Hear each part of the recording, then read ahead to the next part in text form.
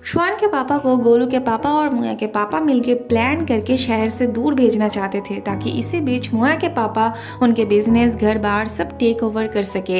इस प्लान में यूमिंग भी शामिल था। वैसे असली प्लान तो गोलू के पापा का था और वो प्लान क्या था ये तो तुम्हें धीरे धीरे पता चल ही जाएगा। जाने से पहले श्वान के पापा अपने दोनों बेटे को उनके गैर मौजूदगी में सब कुछ ठीक ठाक से संभाल के रखने के लिए कहते हैं और अपनी पत्नी और बहू से घर का ख्याल रखने के लिए कह जाते हैं। पापा के जाने के बाद ही यूमिंग गोलू के पापा से मिलने आया होता है। गोलू के पापा उसे एश्योर करते हैं जब वो अपना फैमिली बिजनेस टेक ओवर कर लेगा तब उसके पापा भी घर चले आएंगे।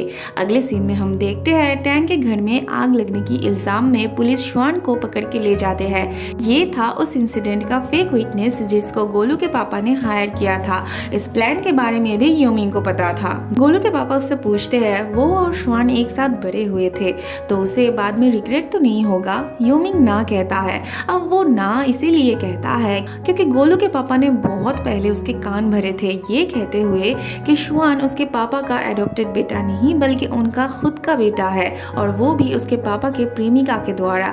उसके पापा के प्रेमिका के साथ उनकी शादी हुई थी और उसी ने उन्हें बताया था। उसके पापा ने उनकी जिंदगी बर्बाद कर दिया था और अब वो उसकी जिंदगी भी बर्बाद करने जा रहे हैं। श्वान के बारे में उसके मॉम को भी कुछ नहीं पता क्योंकि श्वान उनका अपना खून है इसलिए वो सब कुछ श्वान के नाम ही कर देंगे, उसे कुछ नहीं मिलेगा। अब ये सब सुनने के बाद यूमिंग का ब्रेन वॉश तो होना ही था जो गोलू के पापा बहुत अच्छे से कर पाते हैं। वो तो यूमिंग को अपनी कठपुतली बनाना चाहते थे जो कि वो ऑलरेडी बना चुके थे। वैसे उनका प्लान पूरी जिंदगी श्वान को जेल में नहीं रखना था बल्कि यूमिंग चाहता था टैंग ये बात जान के श्वान से हेट करे। गोलू के पापा बस उसकी ये ख्वाहिश पूरी कर देते हैं। वहाँ मोया को पता लगते ही वो श्वान को छुड़ाने चली आती है। श्वान जब उस विटनेस के बारे में पुलिस से जानना चाहता है तब उसे बताया जाता है उसकी हार्ट अटैक से मौत हो गई।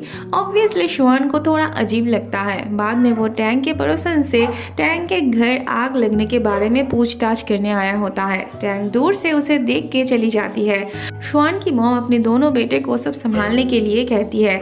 यूमिंग श्वान से कहता है उसे अगर कुछ भी चाहिए होगा तो पापा ने उससे पूछ के लेने के लिए कहा है। श्वान पूछता है पापा ने ऐसा कब कहा था, अगर कहा भी होगा तो उससे क्यों नहीं कहा। फिर तो दोनों भाई में झगड़ा लग जाता है। बाद में श्वान चला ही जाता है। अगले सीन में हम देखते हैं टैंग अपने भाई के साथ बहुत सारे लोगों को ले आई होती है अपनी मॉम के लिए इंसाफ मांगने। श्वान जब पूछने आता है तब टैंग उसे थप्पड़ लगा देती है। वो श्वान को अपने मॉम की मर्डरर समझ रही थी। वो भी क्या करती, जो उसे दिखाया जा रहा था वो वही देख रही थी। तब यूमिंग टैंग से वादा करता है वो सच्चाई सामने लाकर रहेगा। अगर उसके परिवार में किसी ने ये किया होगा तो वो उसे माफ नहीं करेगा। टैंग को रोकने के लिए भाभी जी फायर वॉर करने की बात करती है। श्वान को तब टैंक के लिए फिक्र होने लगती है। वो अपने मॉम से ये सब बंद करने के लिए भीख मांगने लगता है पर यूमिंग भी इस काम को सपोर्ट करता है। भाभी जी अपना काम शुरू कर देती है। सभी डर जाते हैं। श्वान की बहन बहुत रोकने की कोशिश करती है पर भाभी जी को मिला था मौका, वो थोड़ी ना इसे जाने देती। थोड़ी देर बाद मोया फोर्स लेके आती है ये सब बंद करने। वहाँ ये आदमी गोलू के पापा से अपने काम के पैसे मांगने आया होता है। गोलू चुपके से सुन लेता है उसके पापा ने ही टैंक के घर आग लगाई थी। वैसे गोलू के पापा ने उसे पहले ही देख लिया था। वो उसे गाड़ी बाहर निकालने के लिए कहते हैं। गोलू के पापा इसे अपने मुंह मांगी रकम दे तो देते हैं पर उसे ले जाने देते तब ना। गाड़ी से उतरते ही गोलू के पापा उसके सर पे हथौड़ी से मारते हैं। फिर गोलू से कहते हैं उसे मार डालने के लिए। अब जो एक मक्खी नहीं मार सकता था वो कैसे एक इंसान को मारता। पर उसके पापा उसे इतना ज्यादा फोर्स करते हैं कि वो सच में उसे मारने लगता है। गोलू के पापा उसे उस आदमी को मिट्टी में गाड़ के घर जाने के लिए कहते हैं। बाद में वो टैंक के पास आते हैं हमदर्दी जताने के लिए। वो टैंक से कहते हैं उसे जो भी चाहिए होगा वो बेझिझक उनसे मांग सकती है। टैंक उन्हें थैंक यू कहती है। वहाँ गोलू तो शौक में था। उसके पापा के जाने के बाद वो आदमी उस पर हमला करने गया था। फिर एक्सीडेंटली उसकी मौत हो जाती है। बेचारा एकदम चुप हो गया था। उसके पापा उसके काम के लिए शाबाशी देते हैं। श्वान चुपके से गोलू के पापा के फैक्ट्री में उनके वर्कर्स की बातें सुन रहा होता है। वो लोग तो अपनी बॉस की बुराई कर रहे होते हैं। उनके जाने के बाद श्वान मटेरियल्स की सैंपल लेने आता है। उसे उसकी स्मेल एकदम वैसी ही लगती है जैसे उसने टैंक के घर में इसमें से पाया था। वहाँ मोया के पापा को लग रहा था वो गोलू के पापा के मदद से श्वान के फैमिली का बिजनेस सब कुछ टेक ओवर कर लेंगे। फिलहाल के लिए उन्हें पैसों की ज़रूरत थी नए सिपाहियों की ट्रेनिंग के लिए, पर गोलू के पापा तो उन्हें आज देंगे कल देंगे कह के घर भेज देते हैं। वहाँ टैंक से ये पड़ोसी कहते हैं उन्होंने आग लगने से पहले उनके घर के आसपास एक अनजान आदमी को घूमते हुए देखा था। वो आदमी कैसा दिखता है वो जानने के बाद टैंक को थोड़ा थोड़ा अंदाजा होता है इस आदमी को लेके। बाद में उसे इस केस को लेके श्वान की डेडिकेशन का भी ख्याल आता है। श्वान की बहन टैंक के भाई को मिलने बुलाई होती है। वो टैंक के भाई से बहुत प्यार करने लगी थी। वो उसका साथ देना चाहती थी, उसके साथ रहना चाहती थी। वो तो उसके साथ भाग जाना चाहती थी, पर टैंक के भाई के लिए उसकी दीदी सबसे पहले थी। वो अपनी दीदी को छोड़ के कहीं नहीं जा सकता था। इस दुनिया में वो दोनों एक दूसरे के सहारा थे। श्वान की बहन तो उसके साथ उसके घर जाके रहना चाहती थी, पर टैंक का भाई कोई परेशानी नहीं चाहता था। उसके लिए अपने प्यार से ज्यादा अपनी दीदी की तरफ जिम्मेदारी निभानी पहली प्रायोरिटी थी। वह श्वान बहुत सारी एविडेंस लेके टैंक के पास आता है। टैंक उसे तब जोर से हक करती है। वो कहती है उसे पता है वो इनोसेंट है, उसने कुछ नहीं किया, वो गलत थी, उसने गलती की जो उस पर शक किया। बाद में टैंक कहती है उसे बाद में एहसास हुआ गोलू के पापा उसे बेवकूफ बना रहे हैं। उनकी डायरी वाली बात के साथ उसके मॉम की बातों की कोई सिमिलरिटी नहीं थी और भी बहुत सारी बातों से टैंक को गोलू के पापा पे शक हुआ था। अब ये दोनों फिर से एक हो गए थे तो इसका रिजल्ट भी अच्छा ही आने वाला था।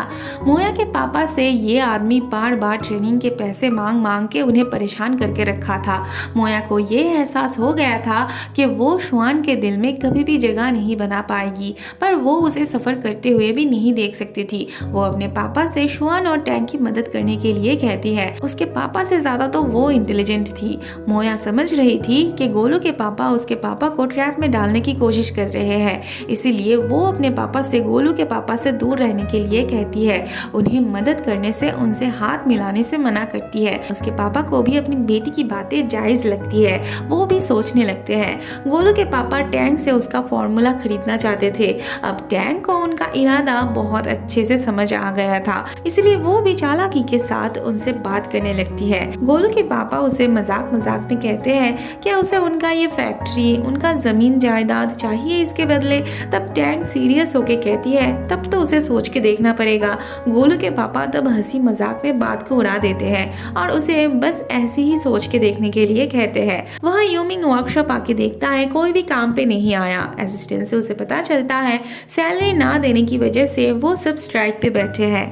अब यूमिंग के पास पैसे कहाँ थे देने के लिए। वो अपने वफादार अंकल के पास आता है पैसे मांगने, पर वो भला उसे क्यों पैसे देते, उन्हें क्या पड़ी थी। यूमिंग बार बार रिक्वेस्ट करने लगता है तो वो उसे टैंक के पास से फॉर्मूला जान के आने के लिए कहते हैं। यूमिंग के लिए ये पॉसिबल नहीं था, पर गोलू के पापा उसे ऐसे ही तो पैसे नहीं दे सकते थे। बाद में यूमिंग सच में टैंक के पास आता है और घुमा फिरा के टैंक से वो फॉर्मूला जानने की कोशिश करता है, पर कोई भी उसकी तरह बेवकूफ नहीं था। टैंक तो बिल्कुल भी नहीं थी।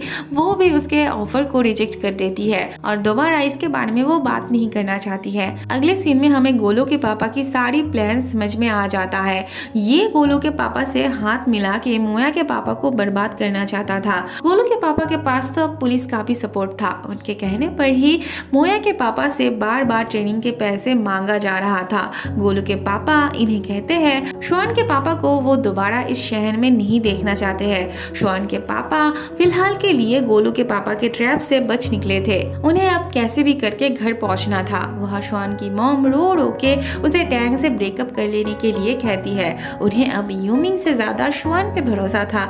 वो यूमिंग के तरफ से श्वान से माफी मांगती है, बस वो नहीं चाहती थी टैंक के साथ उसका कोई भी रिश्ता रहे। उनके परिवार पे आई मुसीबत के लिए वो टैंक को जिम्मेदार ठहराती है, पर श्वान कहता है उनके परिवार को अगर कोई बचा सकता है तो वो टैंक